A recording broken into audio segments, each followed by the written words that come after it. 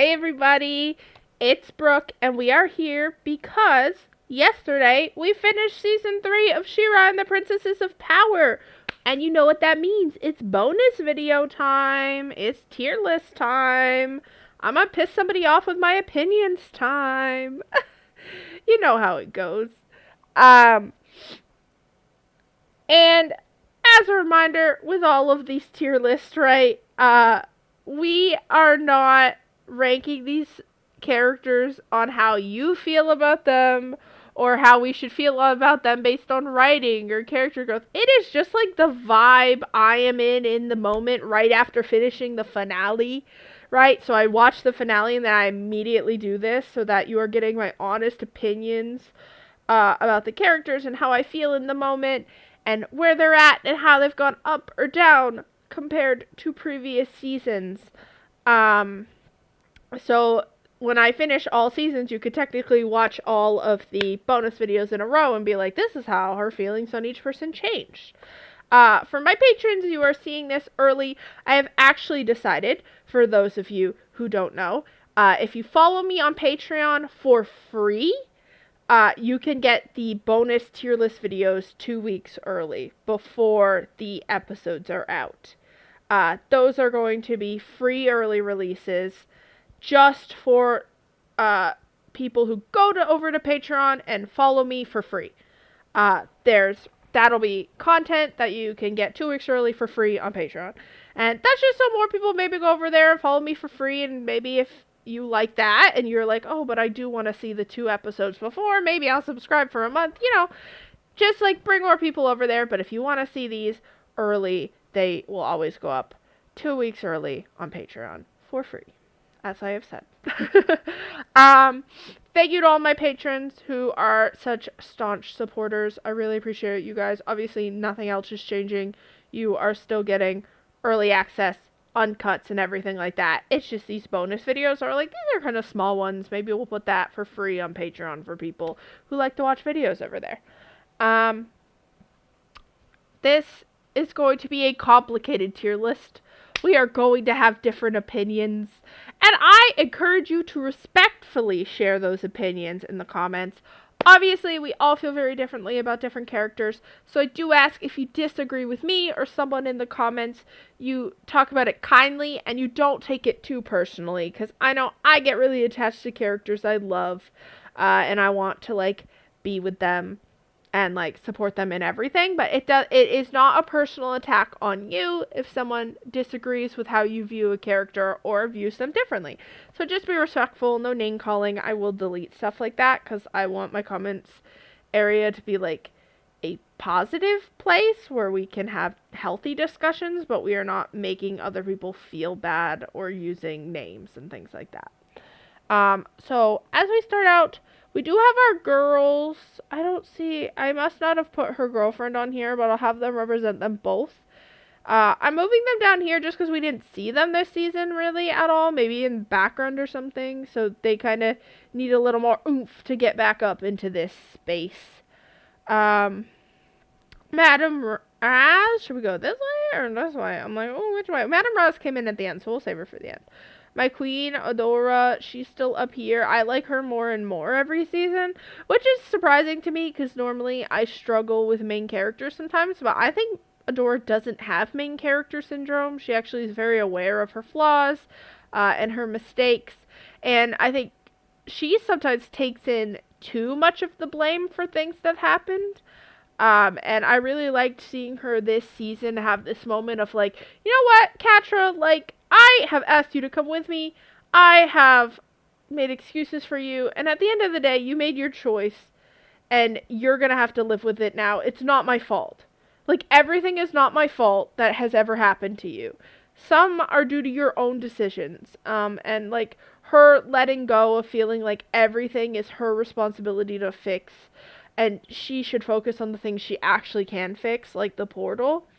I think that's a very adult moment for her, and a very good moment of character growth where everything, because we see Adora put everything on her own shoulders and slowly learn that, hey, you are not in control of everything, you cannot fix everything, and I liked seeing her accept that.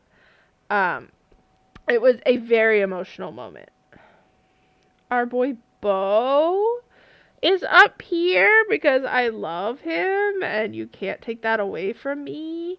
I'd like to see him get a little more, like, maybe his own little side storyline in season 4. But I do really like Bo.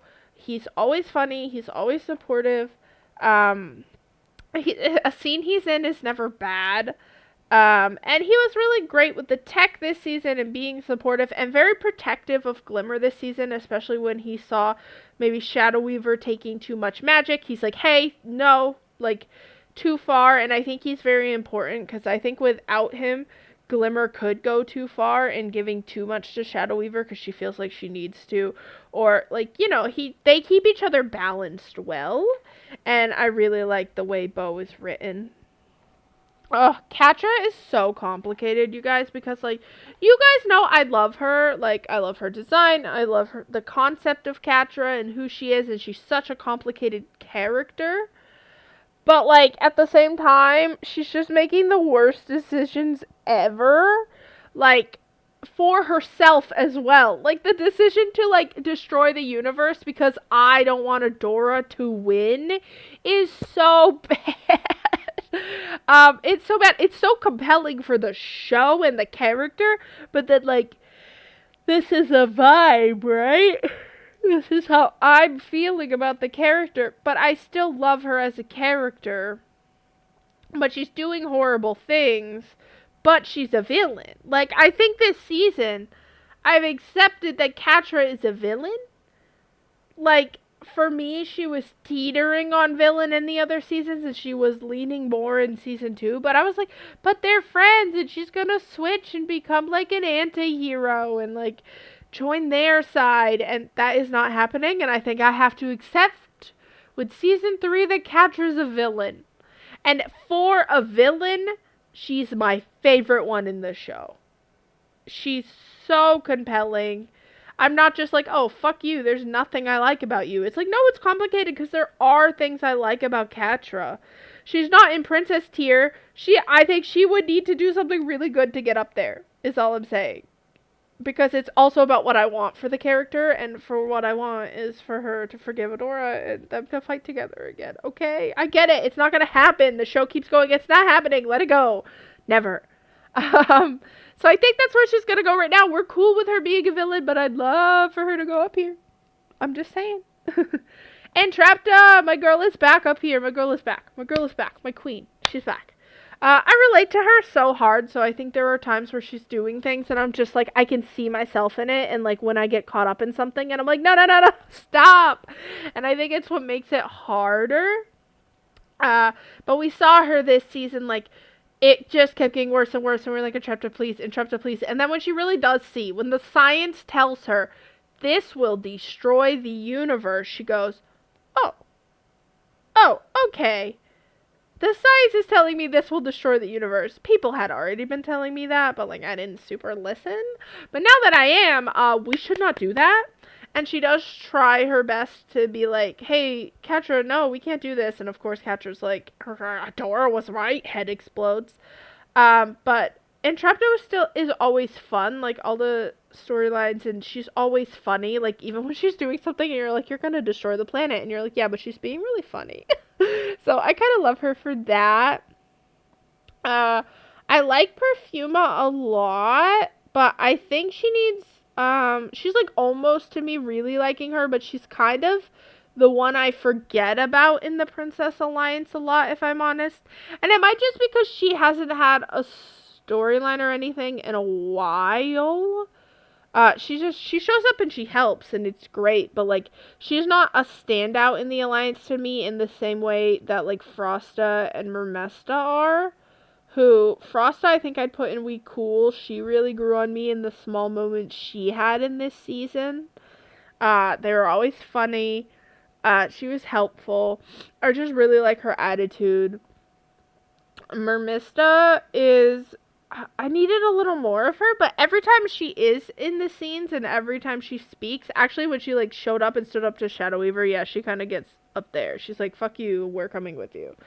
Um, I just think for the three in the Princess Alliance, of those three, I feel Mermista's my favorite, and then Frosta, and then Perfuma. So that's kind of how they fall. None of them had like a large amount of story this season. I'd be interested to see where that goes in season 4, because I know there are like double the amount of episodes in season 4 and 5 that there were in season 3. So that's like a lot more growth and story potential. Um, Glimmer, you guys already know where she goes. I don't even, do we even have to like talk about it? Like, we do, because I love her. Glimmer had a really great season. We saw her making some very tough decisions when it came to her own powers and her relationship with her dad and Shadow Weaver, who tortured her, and her mom, and like really kind of growing into a leader, which kind of foreshadowed what happens with her mom at the end of the season. I think we see Glimmer making hard decisions, and decisions she doesn't even like, but knowing they're the right ones. Um, and I think that is to show us that she is closer to being ready to be the leader. She's willing to do what she has to do, even if it's work with someone like Shadow Weaver, who has physically tortured her, and she's willing to do the right thing for people. And I love that. There's King Micah's sister. She's like fine, but like I don't even care that much for her to get better. So I'm almost like, no thanks. I don't really care about the character that much. But I feel like she could be good in season. I'll put her there because I think she has potential. Potential in season 4, right? Because Glimmer has lost both her parents. So there is potential for her aunt to step up in the family department. Because I struggle with her aunt because she's kind of one of those people who like backhand compliments you. Or like, and it's like, okay, well, you just hurt my feelings to kind of imply something. Like, it's like not great. But she could take a really big step this season. And like really be there for Glimmer. So I'm gonna put her there because if she does that, I could see her going way higher. So I do want to give her that chance. Hordak, I just don't care.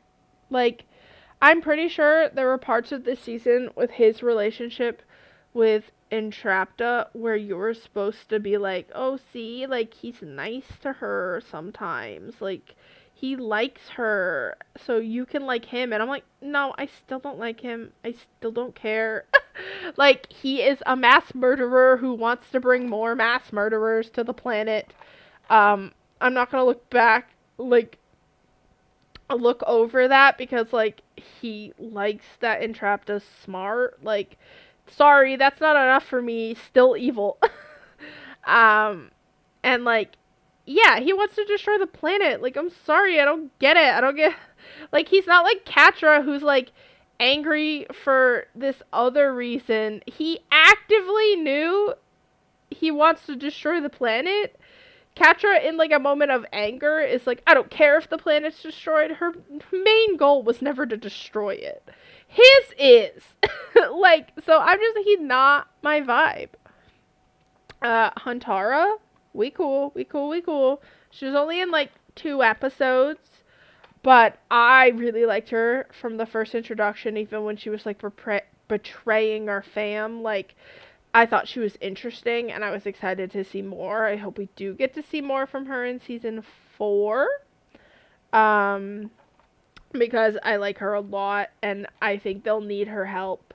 Especially if she can get some of the other Crimson Waste people willing to help defend the planet, because I don't think it's going to be just Horde versus Rebellion anymore. I think it's going to be planet comes together versus what's coming after us, like Horde Prime. So they'll probably need her. Her friends are like kind of funny, but no thanks. Like, they're just side characters I'm not that interested in. But they're not like horrible. I'm like, oh, like they've had some funny scenes, but I'm not that interested in where their characters go. Our boy Kyle. You guys know I kind of have a soft spot for Kyle. He gets like shit on all the time. Poor Kyle. Like, he gets shit on, and it's so funny. It's like so funny, but I feel bad for him, so I gotta put him up there. Out of the 3 like Horde people who serve under CATRA, I think Kyle is my favorite. I just remember when he wanted to be friends with Bo and stuff, and he's just so special. I think Lonnie and Rogelio both go here because they had pretty good moments this season. They each kind of got a standout moment that I liked, but it wasn't enough to put them up here yet, I don't think. They kind of need to do a little more in either direction to really identify who their character is and like their motivations and make me like you. Light Hope, fucking okay, she's probably not that down, but like no thanks, Light Hope. Okay, like I knew you were lying about Mara. I knew you were lying about something. I do not trust yo ass. I do not trust. Mara, hologram ass Mara, though I guess we saw her in person for a little bit for a split second. But I can't put her in princess tier, I guess, even though I called it. I will put her in we cool. Because I called it from the beginning when they were like, Mara destroyed the planet. She went crazy. I was like, no, she didn't. Don't call a woman crazy. I bet she didn't go crazy. I bet there's something more there. And we got it confirmed this season that there was more. She was doing it to save them, not to harm them. And she had said something else about Light Hope that I don't think was completely translated about a weapon or something. And I'm excited to see what that is about. But, you know what? Mara was a G. She did everything she could. She knew she wouldn't be remembered as a hero, but she still did the right thing. And I really like her for that. I don't know if we'll see more flashback Mara, but I really liked her.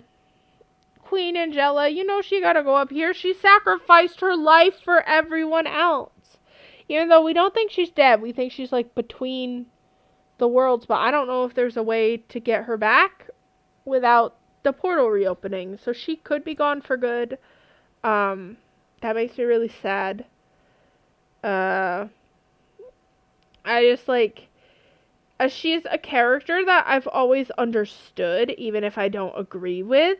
Like, I cannot agree with some of her decisions, but I always understood her motivation and where she was coming from, and it felt very logical that, like, she lost Micah. Of course she's going to be overprotective of Glimmer. Like, it just makes sense. Seeing her and Micah together and her having to, like, let go of him again was heartbreaking. And it just made me so sad. Like, it was, like, so sad, but at the same time so, like, emotionally satisfying because it was built up so well. Like, we have never in 3 seasons actually seen these characters interact, and yet when we do, you can see how much love they have for each other. It was just, like, so emotional and, like, how happy they could have been. And it just made me sad. Okay, Scorpia is princess tier still because I really enjoyed her this season. I enjoyed the moments where she kind of was very open and honest with CATRA and was like, hey, you're not even happy at the Horde. Why are we staying there?